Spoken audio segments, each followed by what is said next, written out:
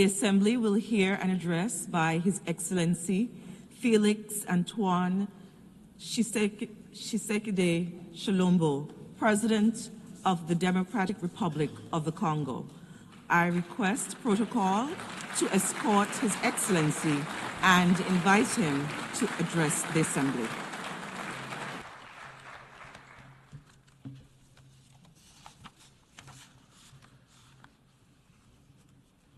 Madame la Présidente, Madam President, Secretary General, distinguished heads of state and government, distinguished delegates, ladies and gentlemen. At the outset, I would like to warmly congratulate Annalena Baerbock on her election as President of the 80th regular session of the General Assembly of the United Nations. Her leadership and her commitment to multilateralism will be crucial for the success of our work.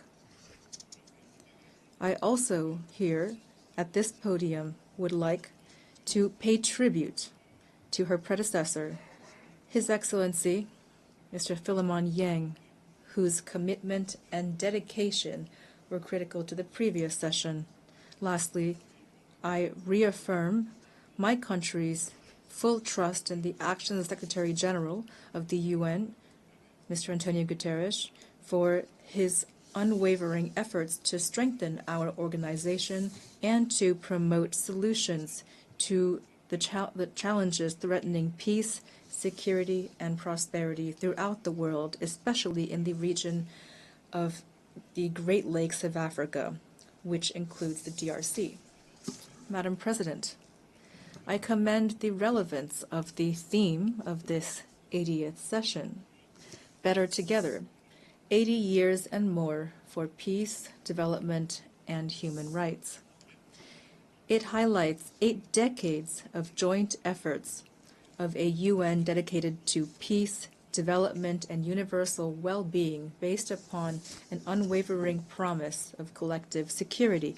The 80th anniversary of the United Nations, which is the guarantor of this security and has been since 1945, is an opportunity to reaffirm the virtues of effective multilateralism and to pay tribute to the ideals of peace, human dignity, and solidarity between nations, which inspired its founders. Although the United Nations remains a pillar for the regulation of international relations, as well as the prevention and resolution of conflicts and the promotion of human rights and fundamental freedoms, today it is facing systemic challenges which are putting its credibility and capacity for action to the test. The profound changes ongoing during our era, especially protracted armed conflict, climate deregulation, recurring humanitarian crises, and constantly evolving transnational threats, remind us that multilateralism is not an option. It is a necessity for all of us. We remain convinced that the responses to the challenges of the 21st century can only emerge from collective solutions based upon cooperation, justice, and shared responsibility. Madam President, after its election in June, the DRC is preparing to sit as a non-permanent member on the Security Council for 2026-27. I, on behalf of my country, once again sincerely thank the member states for the trust and solidarity they've shown toward us. Our participation will be firmly constructive and holistic. It will be based on 2 indivisible priorities: peace and security on one hand, and prevention and resolution of conflict on the other. We also plan to actively contribute to the development and implementation of a new agenda for peace in order, through our capacity and our experience, to propel reforms of peacekeeping and peace-building operations, as well as the adaptation of the UN collective security system. With regard to Security Council reform, my country reaffirms the common African position as enshrined in the Eswatini Consensus and the Sirte Declaration. Africa must hold 2 additional seats in the non-permanent member category and 2 seats in the category of permanent members with the same rights, including veto rights, the same privileges and the same obligations as the current permanent members. With its 54 states and more than 1.2 billion inhabitants, Africa can no longer remain on the sidelines of decisions that concern international peace and international security. Madam President, another priority is the illegal exploitation of natural resources, one of the major and most persistent causes of conflict. The DRC plans to center debate on exemplary governance of strategic minerals in order to guarantee exploitation that complies with the principles of sustainable development, economic sovereignty, and people's well-being. On a global scale, breaking the toxic link between profit for mining and financing non-state armed groups requires a comprehensive approach based on harmonizing rules of due diligence and traceability from mines to the consumer, the comprehensive transparency of supply chains and effective beneficiaries, independent mechanisms for oversight and audit, strengthened operational and cooperation between customs, judicial, and financial authorities, targeted and effective sanctions against traffickers and their networks, and a staunch fight against corruption, supported by standards of good governance, public contracts, and the traceability of payments. Of course, the dimensions of human rights and transitional justice, as well as the women, peace, and security, and youth, peace, and security agendas, remain indispensable to this action. Their effective inclusion is the precondition for a just, lasting, and inclusive peace. Madam President, in the run-up to the establishment of the Independent Commission of Inquiry established by the UN Human Rights Council on the massacres perpetrated a few months ago by our assailants and their proxies in the east of my country, I solemnly call upon the international community. It has the moral and political duty to support this crucial body in order to establish truth, bring justice to victims, and lay the groundwork for a lasting peace rooted in memory and shared responsibility. Madam President, as the planet warms, marginalization becomes deeper and conflicts multiply. The diagnosis that in July 2023 inspired the vision for a new agenda for peace by Secretary General remains as relevant as ever. The world is now facing multifaceted and profound crises. The foundations of prevention have been weakened, and international law, so strongly enshrined in the UN Charter, which calls upon states to refrain from the threat or use of force, is too often flouted. Our system of collective security is being shaken.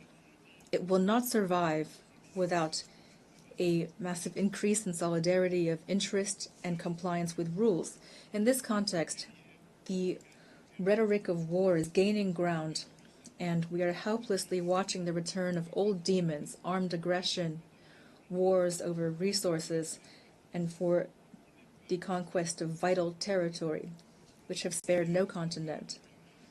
While the war between Israel and Hamas is ravaging Gaza with the risk of regional spillover, and the Russian-Ukrainian conflict continues, other hotspots are raging in Yemen, Myanmar, and Syria. The armed conflict that is continuing in my country is a tragic example of this. For 3 decades now, peace and security have broken down in the east of the DRC. This war has transformed into a predatory enterprise. It has long since transcended merely military or geopolitical dimensions. It aims to pillage our resources, erase our collective memory, and destroy our communities. Its consequences are catastrophic: millions of deaths, decimated families, almost 7 million IDPs, women and children who've been targeted, villages razed to the ground, generations sacrificed. In several regions of the East, we see all the indicators of an attempt at extermination. The UN itself, through the mapping report, has documented the scale of these atrocities. This is not just a conflict. It is a silent genocide that the Congolese people have been suffering for more than 30 years.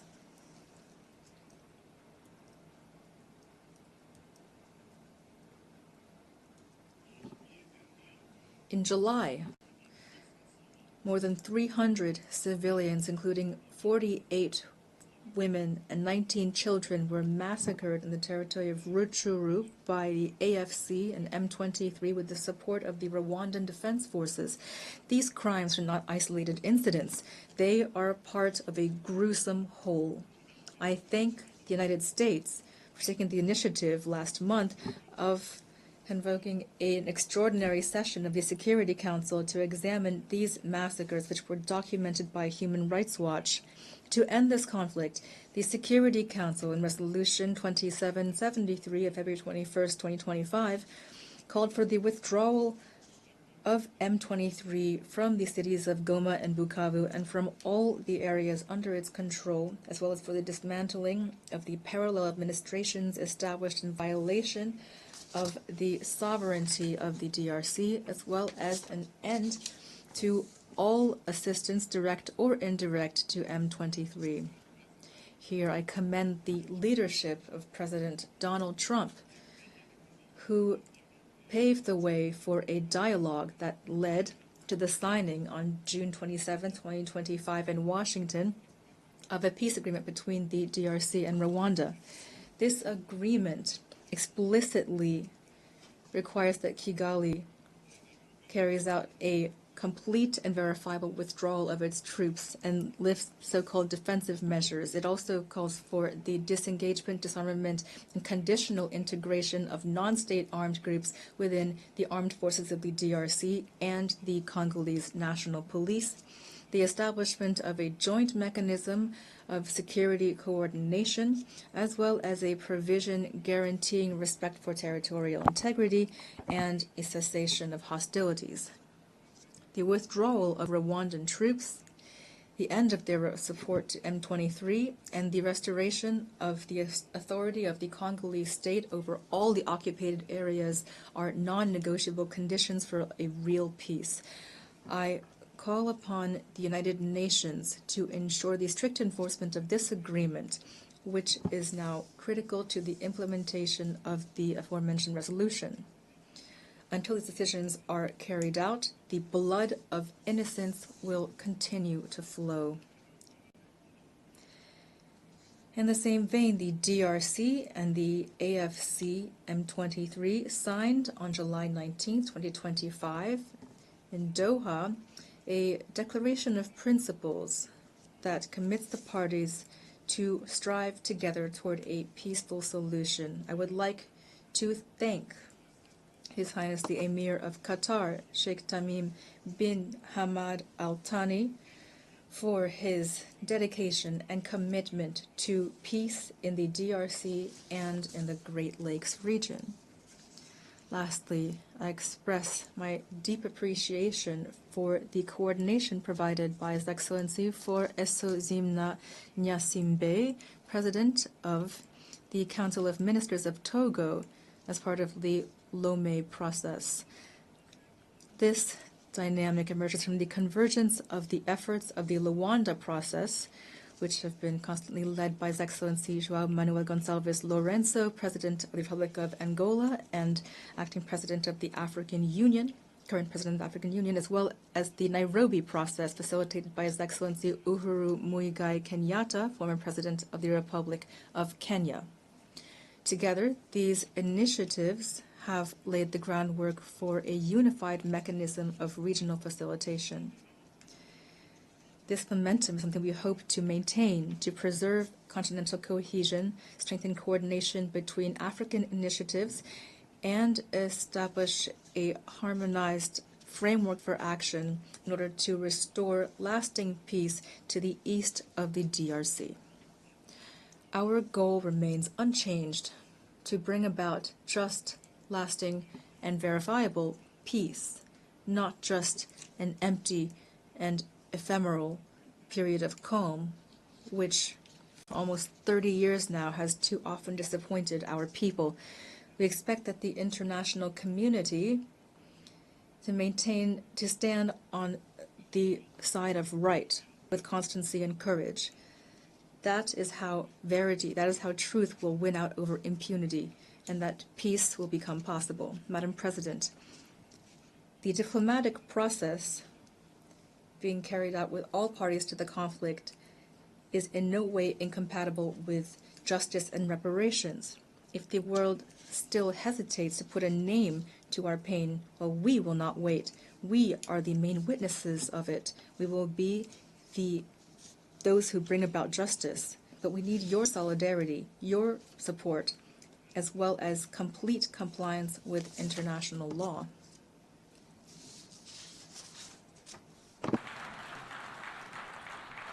La République démocratique. The DRC does not need charity or condolences. It needs justice, truth, and dignity.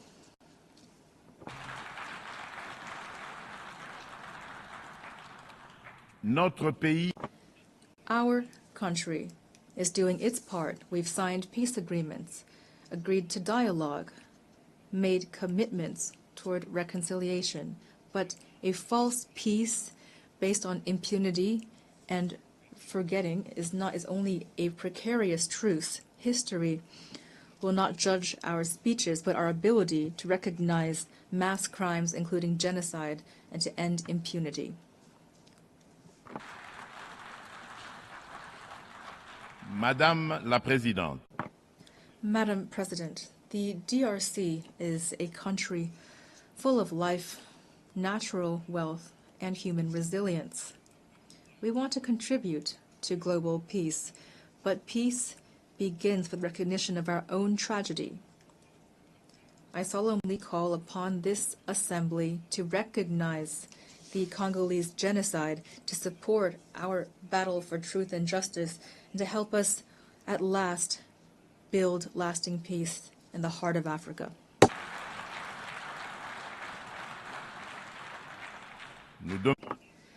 We call upon the UN to establish a regime of targeted sanctions against perpetrators of economic crimes, as well as war crimes, crimes against humanity, and crimes of genocide that have been committed in the east of my country. We call upon the UN to support all actions that aim to curb illicit supply chains in minerals, which for decades now have been financing war and human tragedy.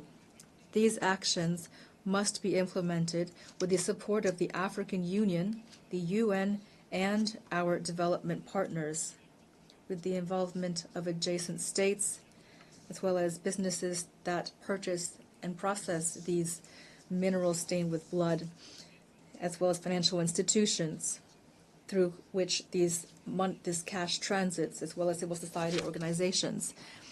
I state this solemnly. The international community has the moral and political duty to recognize this tragedy for what it is, a genocide, and to act accordingly. Silence and inaction in the face of these crimes amounts to complicity.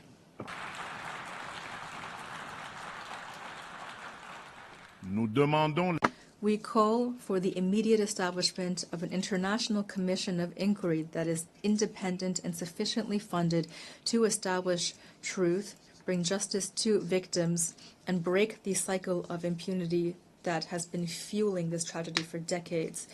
Madam President, terrorism remains a serious threat to peace and international security.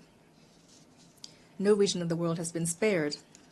After Asia, Western Europe, and North America, this scourge has become rooted in Africa and is destabilizing several sub-regions. Al-Qaeda in the Islamic Maghreb, although eroded by international action, maintains some capacity in gray zones and is spreading its influence. Boko Haram in the north of Nigeria and Al-Shabaab in Somalia maintain significant territorial control. In Central Africa, after the devastation caused by the Lord's Resistance Army, or LRA, led by Joseph Kony, the northeast of the DRC is suffering under the Allied Democratic Forces, a Ugandan terrorist group that has sworn allegiance to the Islamic State. These extremist groups have left behind them in their wake a devastating toll of loss of human life and continue to threaten regional stability. A member of the Global Coalition Against ISIS, the DRC calls on the UN to more staunchly implement the recommendations of this coalition and the Akaba process, that is to say, the sharing of intelligence, curbing of financing, combat against propaganda and sanctuaries for terrorism, as well as increased support to victim communities while fully respecting international humanitarian law. Madam President, as we face a climate crisis, the Paris Agreement remains a crucial legal framework for the accountability of states when it comes to emissions and adaptation to limit warming to 1.5 degrees Celsius. Thus, the DRC has adopted its National Adaptation Plan 2022-2026.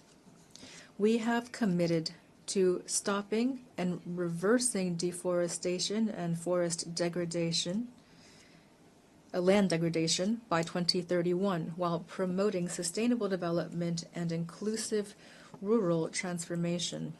Since December 2021, a package of measures has supported the restoration of forests, especially the School Garden program, to plant 1 billion trees by 2030. This aims to strengthen CO2 sequestration and the resilience of our ecosystems. We commend the adoption of the 5/CMA.5 decision, which establishes new financing mechanisms, including the Loss and Damages Fund, to complement existing resources and to provide tangible solutions for the most vulnerable countries. With our unique environmental capacity, the DRC is at the heart of these solutions.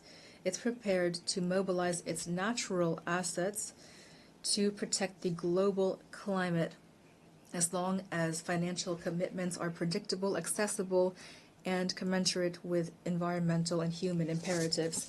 Madam President, allow me also to address the issue of energy challenges and the protection of our ecosystems. I'd like to recall that the Congo Basin is home to the second largest tropical forest in the world, considered by many scientists to be the largest land-based carbon sink, as well as a vast hydrographic network dominated by the Congo River, the second largest in the world in terms of throughput. These vital resources are severely threatened by destructive activities including deforestation, illegal exploitation, and pollution, which are often exacerbated by recurring armed conflict, which amount to real crimes against nature. That is why the DRC supports the initiative spearheaded by Vanuatu, Fiji, and Samoa to establish at the international level ecocide as a crime in order to punish illicit acts and arbitrary actions that cause severe environmental damage. Madam President, the adoption of the Pact for the Future recalls the necessity of accelerating the implementation of the SDGs 5 years before the deadline of 2030. The DRC has placed this imperative at the center of its action through the Strategic National Development Plan 2024-2028, which places the Congolese people at the heart of its priorities and incorporates the 3 dimensions of sustainable development, the environmental, social, and economic dimensions.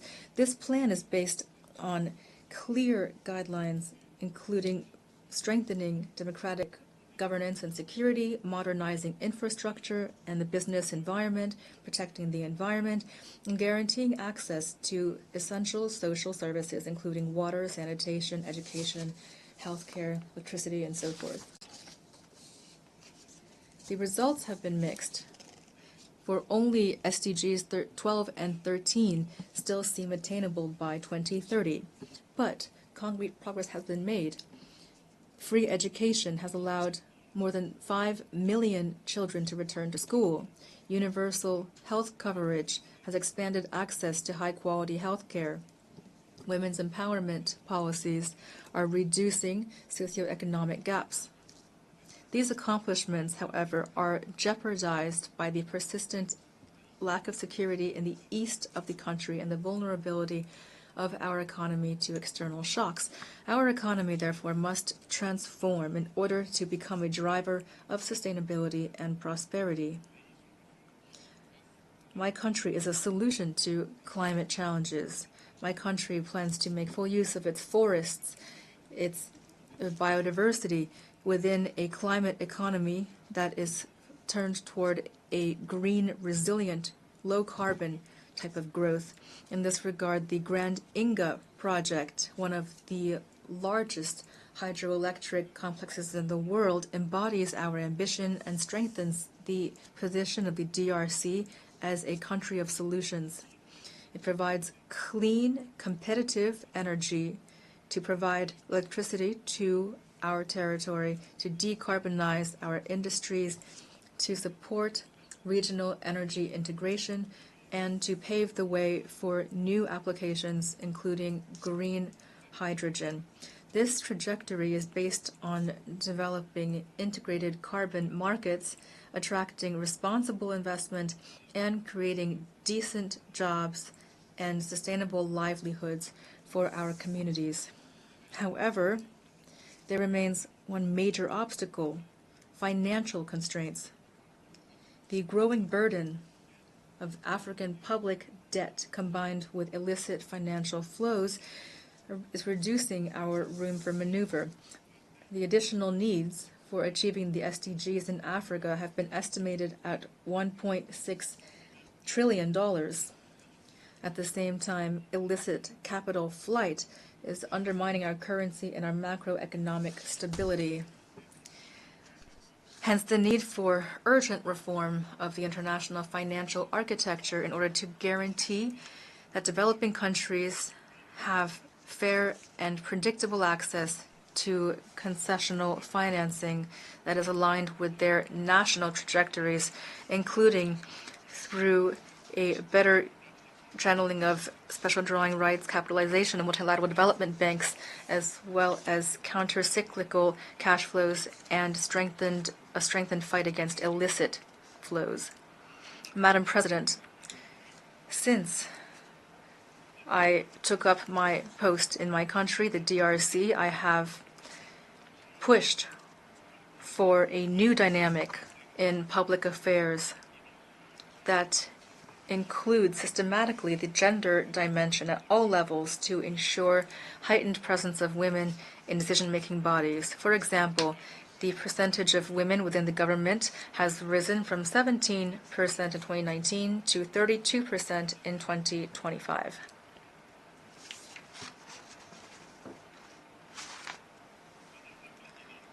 Madam President, as part of a strategic and multi-sectoral approach that aims to mobilize the youth for national progress. My government has adopted a national youth policy. This demonstrates the commitment of our state to ensure full participation of young people in the life of our nation, and that to make sure it is a priority, a cross-cutting priority associated with clear and measurable goals. Madam President, the DRC aspires toward peace, justice, and development. It is ready to take action alongside all of you for a UN that is stronger, more inclusive, and more just. With all of its human, natural, and strategic assets, my country plans to use them to build a better future, future generations, and for our common house, that is planet Earth. God bless humanity. May God bless us with the grace of a real lasting peace between all of the world's nations. Thank you. On behalf of the Assembly, I wish to thank the President of the Democratic Republic of the Congo,